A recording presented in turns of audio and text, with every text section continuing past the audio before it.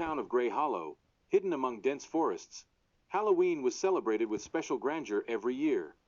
At the town center stood an old abandoned villa, long since turned into a legend.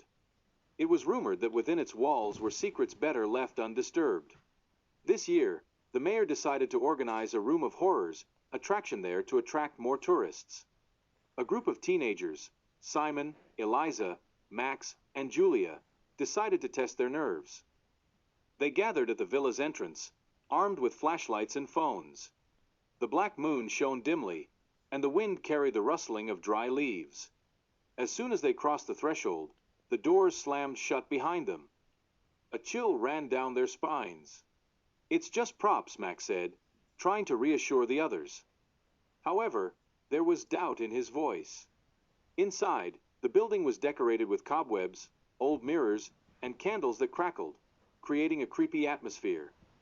The first thing that caught their attention was an old gramophone that suddenly began playing a mournful tune. "Maybe it's part of the show?" Julia asked, but her words were drowned out by a strange rumble from above. They decided to continue, but with each step, the atmosphere grew more oppressive. Old portraits appeared on the walls, with eyes that seemed to follow them. Suddenly, Simon stopped in front of a door, from which faint light was coming. He cautiously opened it, and they found themselves in a room filled with old children's toys. Among them was a wooden clown with a painted face. Its eyes gleamed as if alive. "This is starting to get creepy," mumbled Eliza. The clown slowly turned its head towards them. Max rushed to the door, but it suddenly slammed shut. A loud laugh filled the room. The lights went out. When they turned back on, Julia was gone. The group was left with 3 members, and panic began to rise. "We have to find her," Simon shouted, trying to stay calm. They rushed down hallways that seemed to change by themselves. One room led to another, like a labyrinth. Along the way, they encountered strange figures, a man in a hat made of bones, a ghostly girl with a doll, and even a woman with empty eye sockets whispering their names. This is no longer just a set. Eliza screamed as something grabbed her arm. Max fought off the creature that had appeared from the darkness, but deep scratches remained on his hands. They finally reached a large hall where a fireplace was burning. On the mantel stood a clock and an old book with engraved symbols. "Maybe there's a clue here?" Simon asked as he flipped through the pages. But as soon as he touched the book, a strange silhouette appeared. "You have disturbed the peace of the cursed house." A voice boomed. It was the keeper, a demon who protected the villa's secrets. The keeper explained that the villa was built on the site of an old cemetery, and those who entered had to give up something valuable to leave. "Where is Julia?" Eliza screamed. The demon only pointed to the clock. "You have 1 hour to find her. Otherwise, she will remain here forever." Time was running out. The clock began ticking louder, and the group split up to search for their friend. Max found a secret passage in the floor, while Eliza stumbled upon a mirror room where her reflection began moving on its own. Simon heard a faint scream and rushed toward the sound, finding Julia locked in a cage. To free her, they had to solve a riddle. Name that which has the power to break the curse but cannot be seen. "Hope," Julia whispered, and the cage vanished. The group reunited, but time was almost up. They had only a few minutes left to find the exit. At the last moment, Eliza found a key in the mirror room, and they opened the door leading outside. When they ran out of the villa, the clock struck midnight, and the building suddenly disappeared into the mist. They stood in a desolate field, trembling with fear. "This wasn't just an attraction," Simon said. But when they returned to the town center, people assured them that no Room of Horrors had been organized that year. Their hearts would forever remain captive to that night, and the eerie laugh still sometimes echoed from the forest. However, the secrets of the old villa were not over. A few days later, Julia began noticing strange changes in her dreams. Every night she dreamed the same thing, a dark corridor down which she walked, with a faint ticking of a clock behind her. One of these dreams led her to an unfamiliar door with symbols she had seen in the keeper's book. "I can't stand this anymore," she said to her friends. "Something is pulling me back to that villa." Simon, Max, and Eliza were scared, but they knew they couldn't leave Julia alone in her struggle. They decided to return to uncover the truth. At the site where the villa once stood, they found only an old stone with an inscription carved into it. "Those who disturb the peace will meet their fate." Suddenly, the stone began to glow, and a familiar silhouette rose from the earth. The keeper had returned. "You did not fulfill the terms of the agreement," he thundered. "Your debt has not been paid." Before them, the villa reappeared, but now it looked even more ominous. They would have to enter again to finish what they had started. But this time, they knew, the price would be much higher. They stood before the dark silhouette of the villa, which had reappeared in the place where only a few days ago there had been nothing but an empty field. The glowing stone quieted, and an eerie silence settled around them. Only the wind whistled through the wooden doors of the villa, which seemed open only for them. "This time, we have to be ready," Max said, grabbing Simon by the shoulders. "We can't just walk in without knowing what's waiting for us." Eliza nodded, and they all silently stepped onto the old path that led to the entrance. The keeper silently watched them, his dark eyes never leaving their movements. Each step felt heavy, as if the same melody echoed in their hearts, the ticking of a clock. As they crossed the threshold, the doors slammed shut behind them. The villa was once again dark and empty. Now everything seemed even more ominous, and the staleness in the air brought a sense of hopelessness. Only one thing was new, a large painting on the wall, showing the keeper staring at them with a mysterious expression. This was a painting they hadn't noticed during their first visit. "It's like he's watching us," Julia whispered, glancing around. "This isn't just an attraction," Simon replied, unfolding an old map that had appeared in his hands. The map marked various rooms, corridors, and even hidden passages. "He doesn't want us to leave." They continued moving, and each step down the dark corridors felt more like a trap. They could all feel the fear creeping in, but they couldn't stop. Each of them was afraid that they would end up in the same horrifying place again, where the keeper would be waiting for them. But this time they were ready. Suddenly, their attention was drawn to a faint light coming from under a large black stone in the center of the hall. The stone began to pulse, and familiar symbols appeared on its surface, the same ones that were on the keeper's book. "This is a clue," Julia exclaimed when she realized that she needed to recognize these symbols to move forward. Meanwhile, from the other side of the room, the keeper reappeared. This time, he was even more powerful, surrounded by a dark light that made the villa seem like part of him. His voice sounded like thunder as he spoke. "You've broken the agreement. Now, there's no avoiding the price." It seemed they were being trapped more and more, but Julia, gathering her strength, decided to act. She shouted, "We need to put everything back in its place. This is our chance." They all found their resolve, and together they began figuring out how to stop the keeper. Julia approached the stone, and light flashed in her palm, the same light they had seen on the clock during their first visit.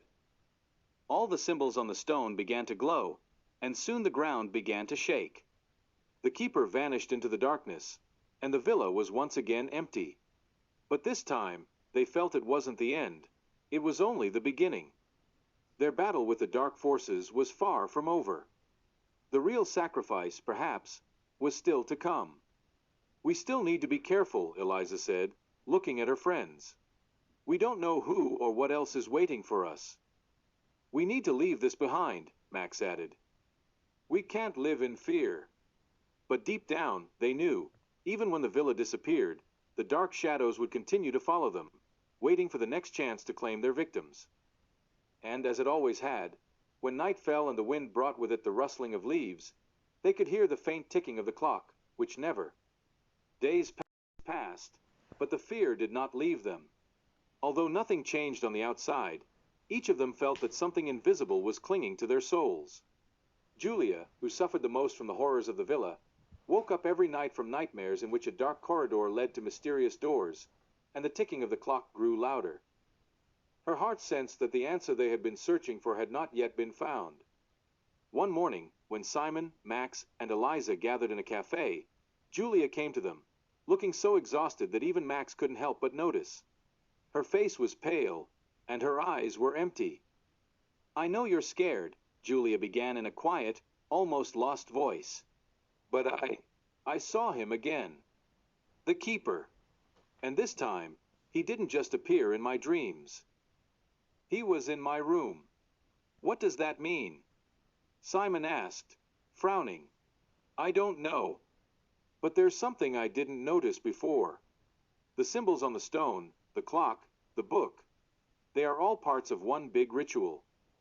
And if we don't find a way to destroy it, this dark force will keep haunting us."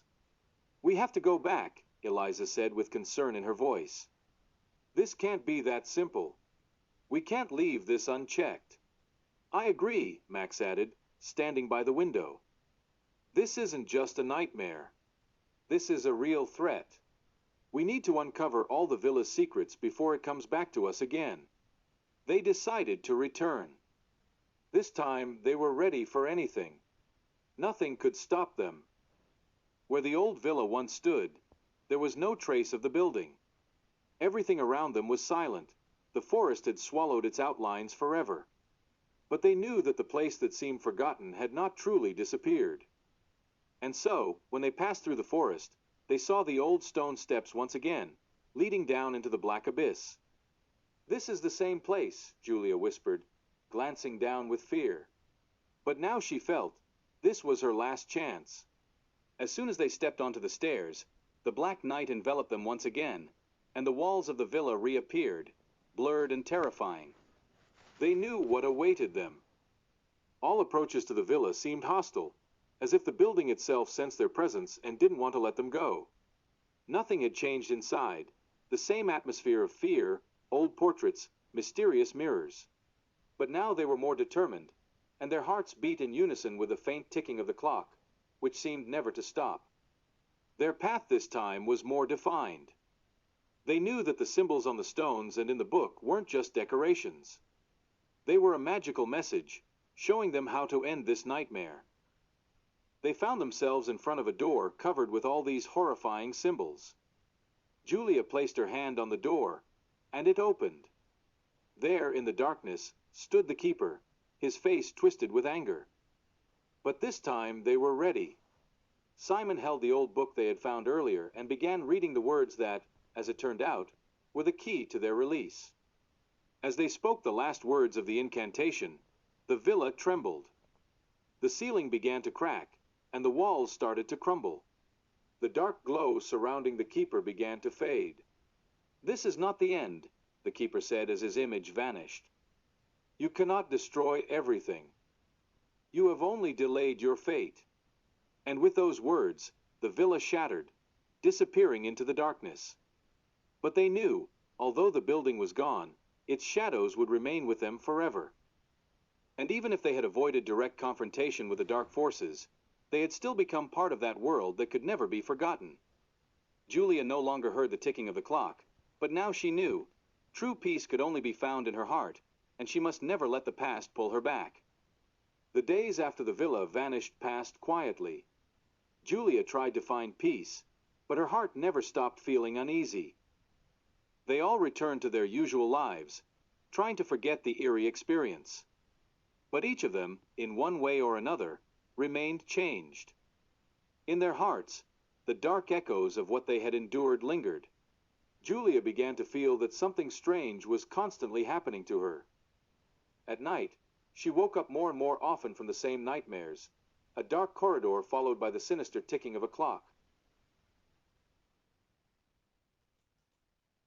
But now, this ticking was not just heard in her dreams, it resonated from deep within her soul. One evening, as she sat in her room surrounded by books she once loved to read, her phone suddenly buzzed. It was a message from Max. "Did you hear it?" She replied, not understanding what he meant. What happened? The response came quickly. The ticking of the clock. I hear it.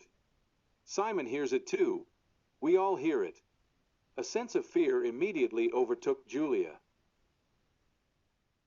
They were still not free. What they had done that night hadn't destroyed the darkness. It had only delayed it, given it a new chance to find them again. Something remained, something important and sinister. I feel everything moving again. The keeper hasn't left us, she wrote. They arranged to meet, though they knew it might be their last gathering.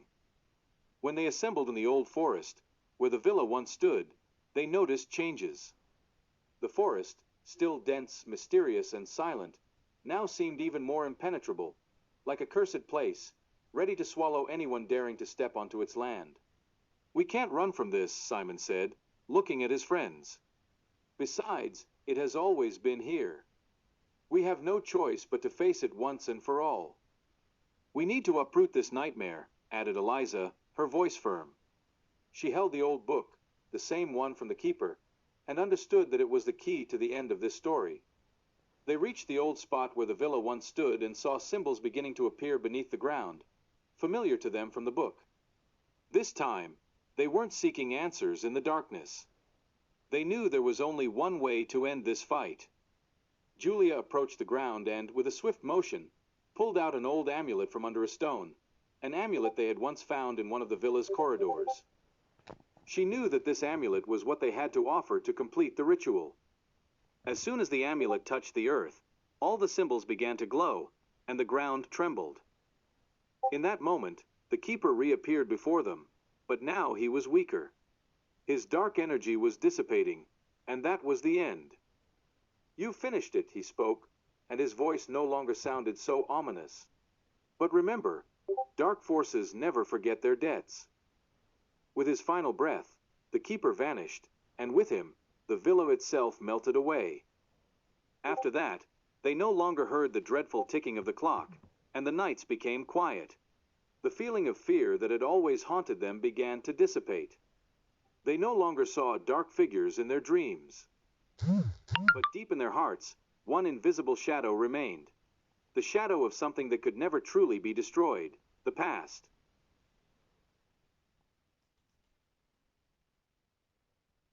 A few years later, when Julia had grown up, and Simon, Max, and Eliza were far away, she occasionally returned to the place where the villa had once stood. And although the building no longer appeared, she sometimes felt she could hear it, somewhere deep in the forest, the faint ticking of a clock. And while she no longer feared it, she knew it would stay with them forever.